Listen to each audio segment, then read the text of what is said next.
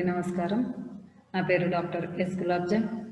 నేను ఎస్డబ్ల్యూఆర్ ప్రభుత్వ మహిళా డిగ్రీ కళాశాల కలికిరి చిత్తూరు జిల్లా యందు తెలుగు అధ్యాపకురాలుగా విధులు నిర్వహిస్తూ ఉన్నాను. ఇప్పుడు నేను చెప్పబోయేటువంటి పాఠం హరిజన శతకం కుసుమ ధర్మన్న రచించినటువంటి రచన. మొదటగా మనము కవి పరిచయం చూసుకున్నట్లయితే కుసుమ ధర్మన్న 1900 సంవత్సరంలో రాజమహేంద్రవరంలోని లక్ష్మీవారపుపేటలో వ్యవసాయ కూలీలైన కుసుమ వీరస్వామి నాగమ్మ దంపతులకు జన్మించాడు. కుసుమ ధర్మన్న తొలి దళిత కవి, వ్యాసకర్త, వక్త, జయభేరి పత్రికా సంపాదకుడు, ఉద్యమకారుడు కూడాను. వృత్తిరీత్యా ఆయన ఆయుర్వేద వైద్యుడు, సాహితీ కోవిదుడు, ఆంధ్ర భాషల్లో పండితుడు, మా కొద్దీ నల్లదొరతనం గేయ రచయితగా ప్రసిద్ధుడు. తెలుగు, సంస్కృతము, ఆంగ్లము, హిందీ, ఉర్దూ భాషలలో ప్రావీణ్యం కలిగినటువంటి వ్యక్తి. చదువుకునే రోజుల్లోనే సంఘ సంస్కరణ అభిలాష కలిగి కందుకూరి వీరేశలింగం చేత ప్రభావితుడైనాడు. జాతి హీనత్వంతో, అవమానంతో, అమానుషంగా, అంటరానితనం, సామాజిక వివక్షలతో బాధపడుతున్నటువంటి దళితులను, ఇతర అణగారిన వర్గాలను సంఘ సంస్కరించాలనే దృక్పథంతో హరిజన శతకాన్ని రచించాడు. ఈయన అంబేద్కర్ మరియు గాంధీజీల స్ఫూర్తి పొంది అంటరానితనాన్ని నిర్మూలించాలనే లక్ష్యంతో తప్పించిన తొలి తరం కవి అని చెప్పుకోవచ్చు. ఇక ఆయన రచనల విషయానికి వస్తే, మొట్టమొదటగా 1921లో నిమ్న జాతి తరంగిణి, అలాగే నల్లదొరతనం, అంటరాని వాళ్ళం, నిమ్న జాతుల ఉత్పత్తి వ్యాసం, మద్యపాన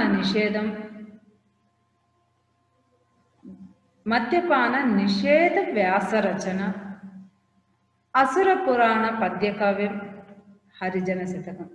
అయితే ఈ హరిజన శతకాన్ని 1933 సంవత్సరంలో రచించడం జరిగింది.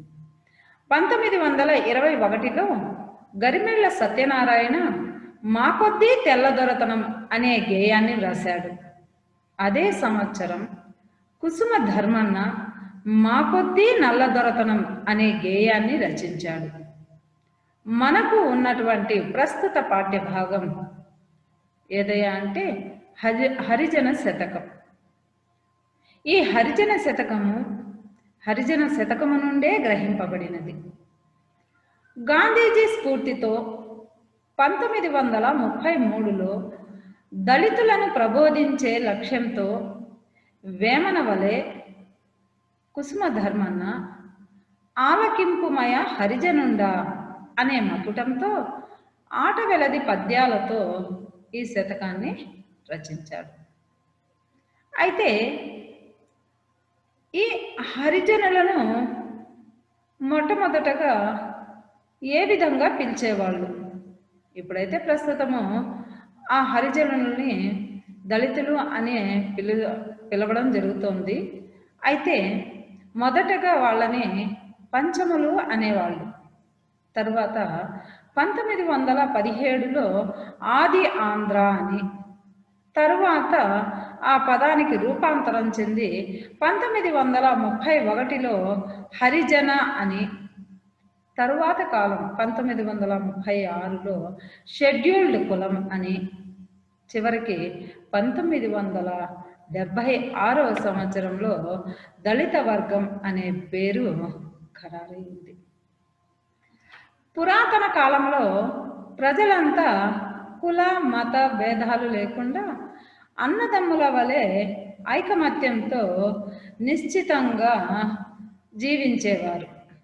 స్వార్థపరులైన ప్రజలు అంటరానితనం అనే విషయాన్ని ఉగ్గుపాలతో రంగరించి పోసి మోసగించి దళితుల్ని దాసానుదాసులుగా చేశారన్న విషయాన్ని గ్రహించమని ధర్మన్న గారు ప్రబోధించారు.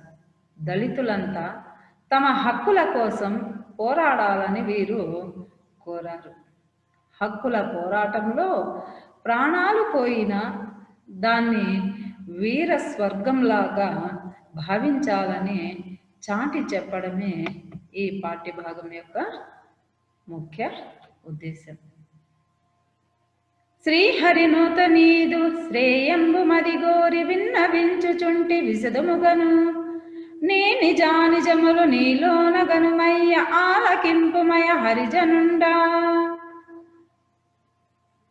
ఇక్కడ హరిజనుండా అంటే శ్రీ మహావిష్ణువుచే కొనియాడబడే ఓ దళితుడా, నీ హితాన్ని కోరుకొని వివరంగా చెబుతున్నాను.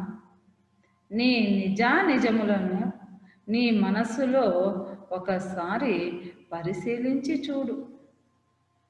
ఆది కాలమందు అవనిలో జనులెల్ల అన్నదమ్ములగుచు ఆశ నీడి చీకు చింతలేక చిరుజీవలయరా ఆలకింపుమయ హరిజనుండా. ఓ దళితుడా విను. పూర్వకాలములో లోకములో ఉన్నటువంటి జనులు దురాశలు విడిచి అన్నదమ్ముల వలె జీవించి ఉండేవారు. వారికి ఏ విచారాలు ఉండేవి కావు. అందువల్ల వారు చిరకాలము జీవించేవారు. వాళ్ళు హక్కు సత్వములను అధికారమును లేదు, నేను నీవనుగు తెగ నిల్వు లేదు, మాయ బుద్ధి చూడ మచ్చుకైనను లేదు ఆలకింపుమయ హరిజనుండా. ఓ దళితుడా వినుము. పూర్వము హక్కులు ఆస్తులపై అధికారము ఎవరికీ లేదు. నేను నీవు అనే విర్రవీగడము లేదు. మచ్చుకకు కూడా వారికి మాయబుద్ధి అనేదే తెలీదు. ద్రవ్యకాంక్ష సొంత తల ఎత్తగా లేదు, కూడబెట్టి దాని కొలువలేదు, పాడి పంట వారి భాగ్యభోగమలయ ఆలకింపుమయ హరిజనుండా. ఓ దళితుడా పూర్వము వారికి ధనముపై కోరిక కొంచెము కూడా లేదు. ఆ ధనాన్ని కూడబెట్టి దానిని సేవించడం అన్నది లేదు. పాడి పంటలే ఆనాటి వారి భోగ భాగ్యములు. దేశమాత వసగు దివ్య సంపదలెల్లా సేకరించి సంఘ సేవ చేయ పాటు పడుట పరువు చేటు కాదు ఆనాడు ఆలకింపుమయ హరిజనుండా. ఓ దళితుడా నేను చెప్పేది వింటున్నావా? విను. దేశమాత ఇచ్చే సంపదలను అన్నింటినీ పోగు చేసి దానితో సంఘ సేవ చేయడానికి శ్రమించడం ఆనాడు మర్యాదకు భంగం కాదు. కాయ కష్టపడుచు కడుపార కుడుచుచు కరువు కాటకముల కంటపడక వ్యాధి బాధ లేక వడ్డిల్లి నారయ ఆలకింపుమయ హరిజనుండా. ఓ దళితుడా పూర్వకాలము ప్రజలు కాయ కష్టము చేసుకుంటూ కడుపు నిండా తింటూ కరువు కాటకాల బారిన పడకుండా రోగ బాధలు లేకుండా హాయిగా బ్రతికారు. కడుపు నిండి ఒకడు కడుపు మండి ఒకడు, తొత్తు ఒకడు లేడు దొరయు లేడు, భాగ్యవంతుడొకడు బడుగు పేదయు లేడు ఆలకింపుమయ హరిజనుండా.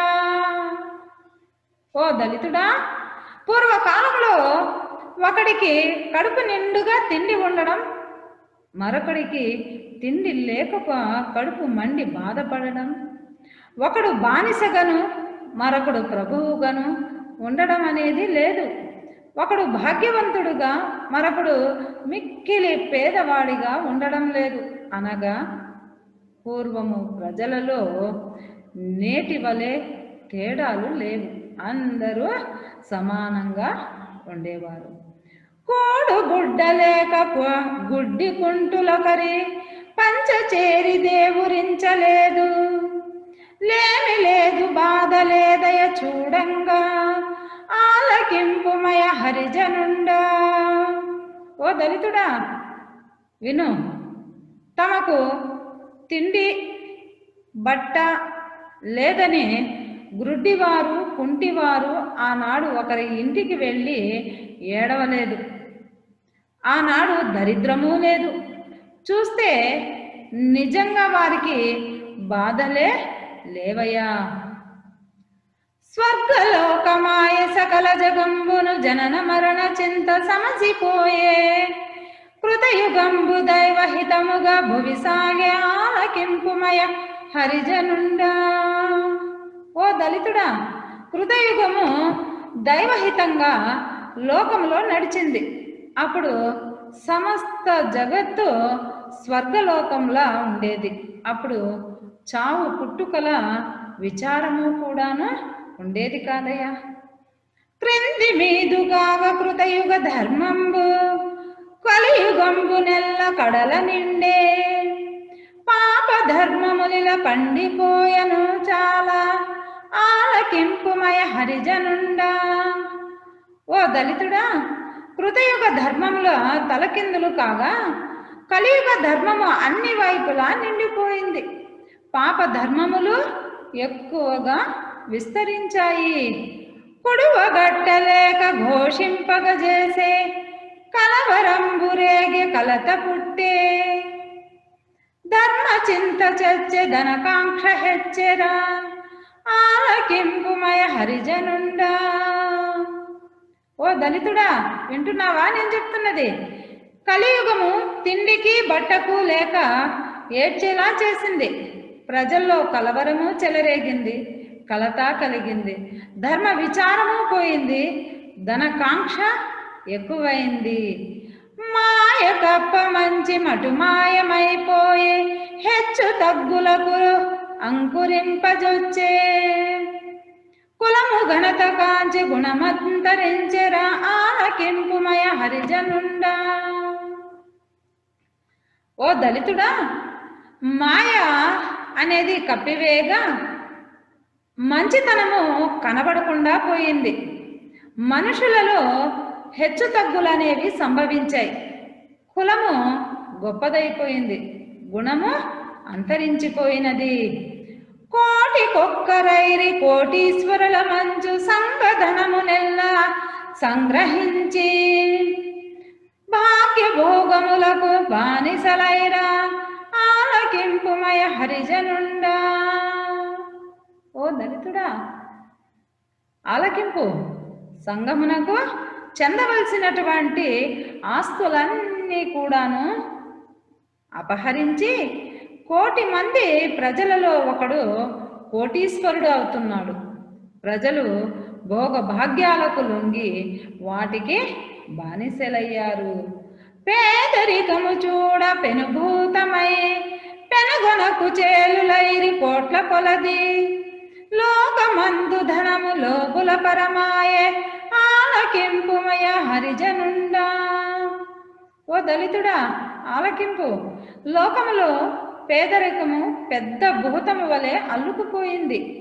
దానితో కోట్ల కొద్దీ ప్రజలు బీదవారయ్యారు. ఈ లోకంలో డబ్బు అంతా పిసినారుల చేతులలో చిక్కింది. పెట్టుబడి ఒకండు పెట్టి తాన్ బీదల కష్టమపహరించి సిరిని కలిమిగాంచు, పుడమి దయ్యములన పుట్టిరి ధనికులు ఆలకింపుమయ హరిజనుండా. ఓ దళితుడా వినుము, ఒక ధనికుడు పెట్టుబడి పెట్టి తాను పేదవారి యొక్క కష్టాన్ని దోచుకొని తాను గొప్పతనాన్ని పొందుతున్నాడు. ధనవంతుల భూమిలోనే దెయ్యముల అన్నట్లు అవతరించారు. నరకగూపమాయ నరలోకమెల్లను సాగిపోయే సుఖము శాంతమెల్ల బ్రతుకు భారమాయ భ్రమ దూరమాయరా ఆలకింపుమయ హరిజనుండా. ఓ దళితుడా విను, మానవ లోకము ఒక నరక కూపంలాగా మారిపోయింది. సుఖశాంతులు తొలగిపోయాయి, బ్రతుకు బరువైపోయింది, భ్రాంతి తొలగినది. ఎవడ నీవు ఇట్టి ఇడుమలపుడు వంగ ఎవరు కారణంబు ఏల వచ్చే ఎంత కాలము వెలిచింత చేగుందెదో ఆలకింపుమయ హరిజనుండా. ఓ దళితుడా వినుము, నీవు ఎవడవు? నీవు ఇలాంటి కష్టాలు అనుభవించడానికి ఎవరు కారకులు? ఈ కష్టాలు నీకు ఎందుకు వచ్చాయి? నిన్ను వెలివేశాలనే విచారంతో ఎంతకాలము బాధపడతావు? కులము స్థలము లేదు, గుణగణంబులు లేవు, ధనము బలము బ్రతుకు దారి లేదు, బానిసవై పరువు బాసిపోయద వేళ ఆలకింపుమయ హరిజనుండా.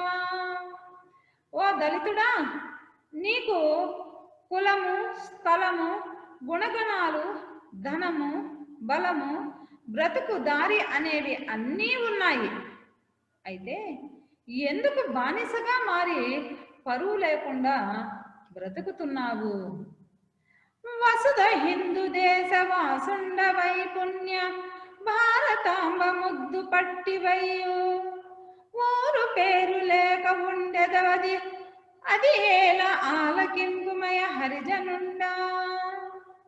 ఓ దళితుడా విను, నీవు ఈ లోకంలో హిందూ దేశంలో పుణ్యమూర్తి అయిన భరతమాత యొక్క ముద్దు బిడ్డవు. అలాంటి ముద్దు బిడ్డవైన నీవు అలా పుట్టి కూడా ఊరు పేరు లేక ఉన్నావు. ఎందువల్లనో కాస్త చెప్పు. నీ కులంబు వారు ప్రాకటంబుగా మున్ను హిందూ భూమినేని ఎలమిటోడ సౌఖ్య మందిరనుచున్ శాస్త్రంబు చెప్పదే ఆలకింపుమయ హరిజనుండా.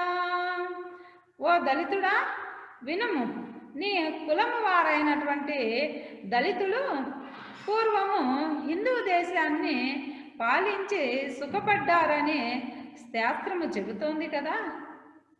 మరి ఎందుకయ్యా ఇలా బానిస బతుకుగా బతుకుతున్నావు అని నా మాటలు విని నీ హక్కులకై నీవు ఉద్యమించు అని ధర్మన్న గారు దళితులకు ప్రబోధించారు. ఇంతటితో ఈ పాఠం పరిసమాప్తం. ధన్యవాదములు.